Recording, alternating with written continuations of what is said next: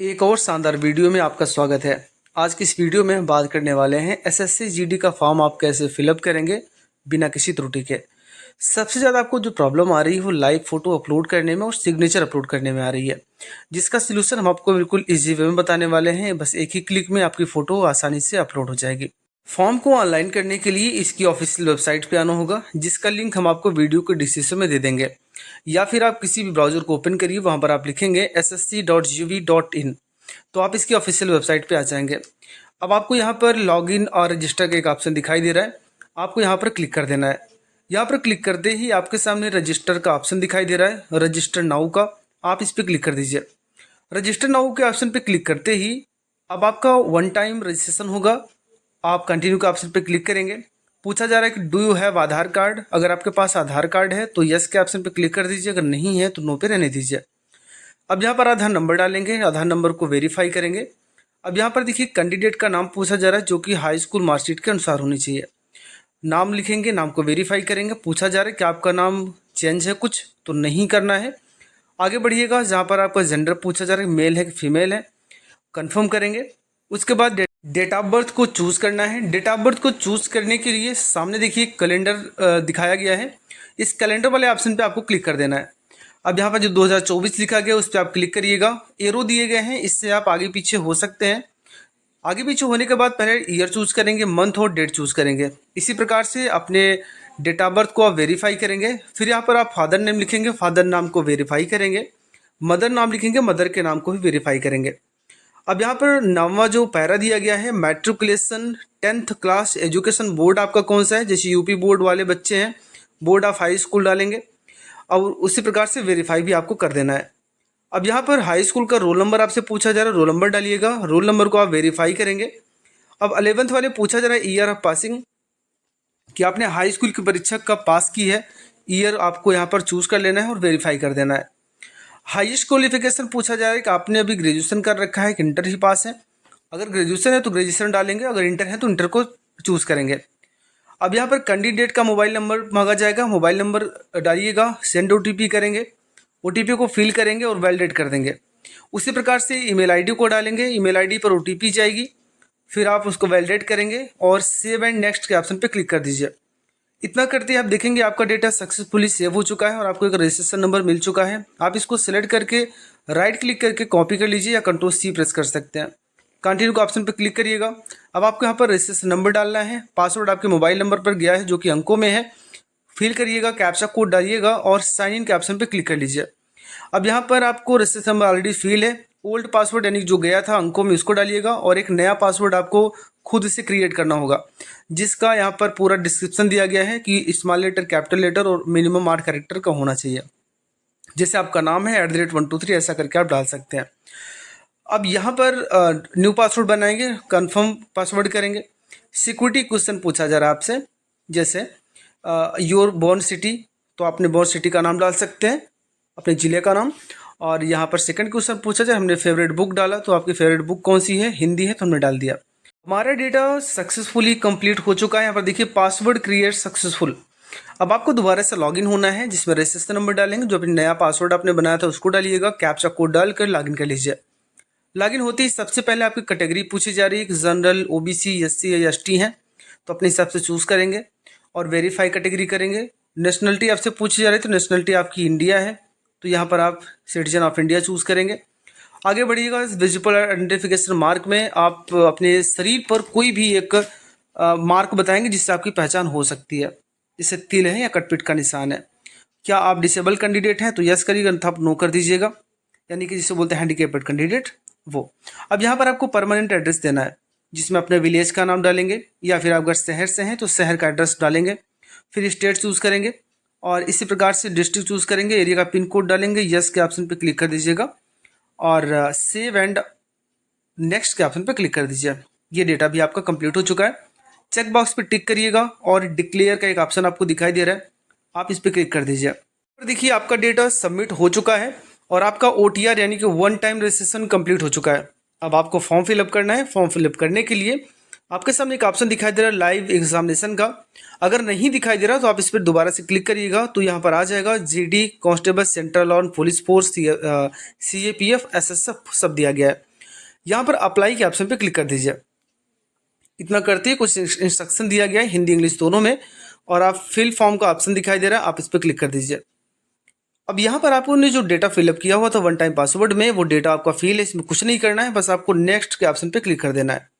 Next option पे click करते ही आपका यहाँ पर डेटा सक्सेसफुली सेव हो चुका है।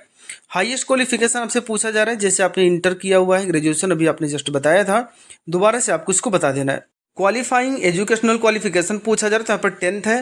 अब आप बिल्कुल नीचे आ जाइए, यहाँ पर परसेंटेज पूछा जा रहा है, तो परसेंटेज में हाई स्कूल का कितना परसेंट आपका था वो यहाँ पर डाल देंगे। उसके बाद सेव एंड नेक्स्ट के ऑप्शन पे क्लिक कर दीजिए। सेव एंड नेक्स्ट के ऑप्शन पे क्लिक करते ही अगले प्रोसेस के लिए जाएगा, जहाँ पर आप डेटा सेव करिएगा, और यहाँ पर थोड़ा सा वेट कीजिए, अभी लोडिंग ले रहा है ये।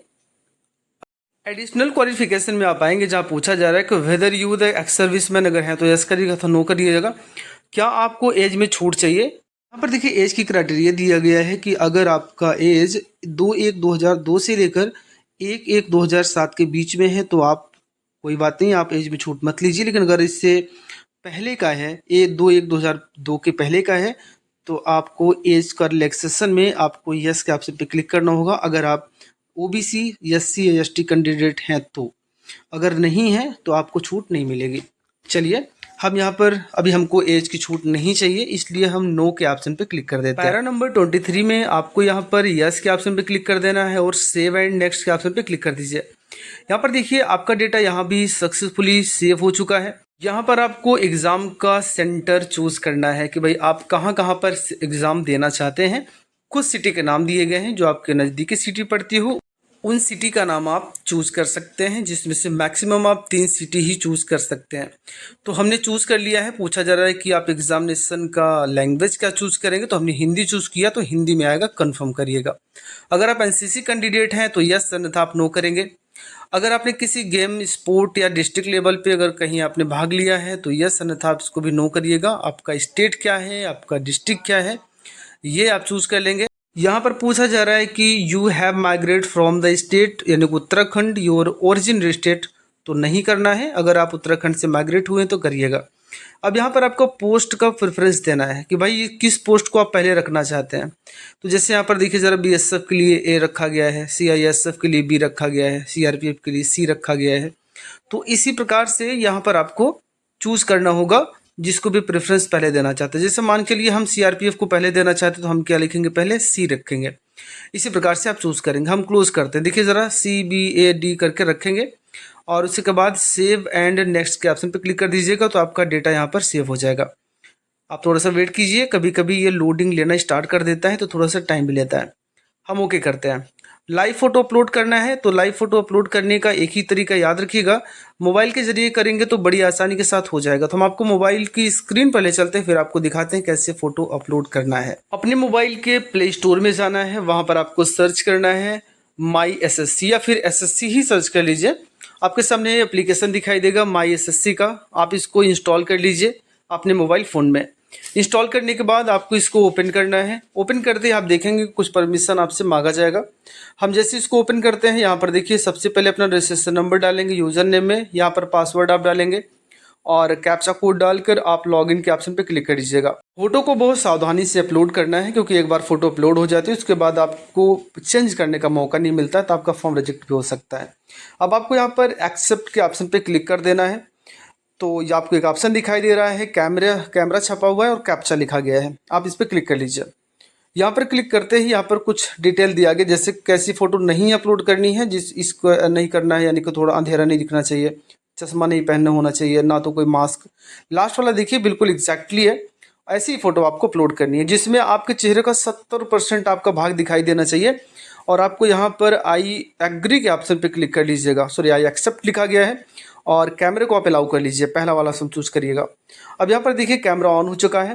ध्यान रखिएगा जो पीछे का बैकग्राउंड है सेम कलर का होना चाहिए, चाहे वो वाइट हो, ग्रीन हो, ब्लू, कोई मतलब नहीं है, बस सेम कलर का होना चाहिए। यहाँ पर देखिए प्रॉब्लम आ रही है, कैमरे से दूर है, कृपया नज़दीक आकर पुनः फोटो खींचे। तो हम क्या करते हैं, मोबाइल को थोड़ा सा और नज़दीक ला देते हैं। कान दिखाई दे रहे हैं दोनों तरफ के, आंखें खुली होनी चाहिए और आपका चेहरा बिल्कुल सामने है। देखिए कोई बात नहीं है, लेकिन हमें ऐसा लग रहा है कि इनका जो चेहरा है वो थोड़ा सा नीचे की तरफ है, इसलिए अगर पूरा चेक कर लीजिएगा, जल्दबाजी नहीं करनी है आपको। अब देखो हमने कहा कि इनको थोड़ा सा चेहरे को थोड़ा सा ऊपर उठाएं, आंखें खोली होनी नजर आनी चाहिए। हमने दोबारा से कैप्चा किया तो ये फ़ोटो अब प्रॉपर कैप्चा हो चुकी है। ऐसी फ़ोटो आपको अपलोड करनी है। अब अपलोड का एक ऑप्शन दिखाई दे रहा है आपको, इस पर आपको क्लिक कर देना है, तब जाके आपकी फ़ोटो सक्सेसफुली अपलोड हो जाएगी। और अब मोबाइल का काम खत्म है, बस यहाँ पर रिटर्न का एक ऑप्शन दिखाई दे रहा है। देखिए ये सक्सेसफुली अपलोड हो चुका है, जब तक ये मैसेज नहीं आएगा। अब आपको यहाँ पर रिटर्न करना है, रिटर्न के ऑप्शन पर क्लिक कर दीजिए और अब आप अपने कंप्यूटर के स्क्रीन पर आइए, जहाँ फ़ोटो जो आपने अपलोड किया मोबाइल में वही आपका लैपटॉप पर भी शो होगा, ठीक है। और सिग्नेचर भी आपको अपलोड करना है, तो अगर कोई दिक्कत आ रही तो हम आपको उसका भी सोल्यूशन बता देंगे। अगर नहीं आ रही तो कोई बात नहीं है, अगर आ रही है आपको तो कमेंट कर सकते हैं। यहाँ पर देखिए हमने इसको रिफ्रेश किया, या 5 बटन प्रेस करिएगा तो रिफ्रेश हो जाएगा, फ़ोटो आपकी जो मोबाइल में दिया था वो आ चुकी है। अब आपको यहाँ पर सिग्नेचर अपलोड करना है। सिग्नेचर अपलोड करने के लिए ध्यान रखिएगा 10 KB से लेकर 20 KB के बीच JPG या JPG फॉर्मेट में रहेगा, तो फ़ोटो बड़ी आसानी के साथ अपलोड हो जाएगा। बस आपको याद रखना है कि ब्लैक पेन से साइन करेंगे और बिल्कुल वाइट पेपर करेंगे, एकदम क्लियर फोटो खींचेंगे, ब्लर नहीं होना चाहिए बस, ठीक है ना। और कैपिटल लेटर में साइन नहीं करेंगे, अपनी हैंड राइटिंग में करेंगे, ठीक है ना। हमने इसको चूज़ कर लिया, देखिए बड़ी आसानी के साथ आ चुका है, चाहे हिंदी करिए इंग्लिश करिए कोई बात नहीं है। अब आपको यहाँ पर सेव एंड नेक्स्ट के ऑप्शन पे क्लिक कर देना है, तो ये डेटा हमारा कंप्लीट सेव हो चुका है। अब यहाँ पर अपना फॉर्म देख सकते हो, पूरा इधर दिखाई दे रहा है। हमारी जो फ़ोटो अपलोड किया था वो भी आपको लास्ट में दिखाई दे रही है और सिग्नेचर भी दिखाई दे रहा है। अगर सब कुछ ठीक है तो आप सेव एंड कंटिन्यू करिएगा। आई एग्री का ऑप्शन आपको दिखाई दे रहा है, क्लिक करिएगा, कैप्चा कोड डालिए और सबमिट के ऑप्शन पे क्लिक कर दीजिए।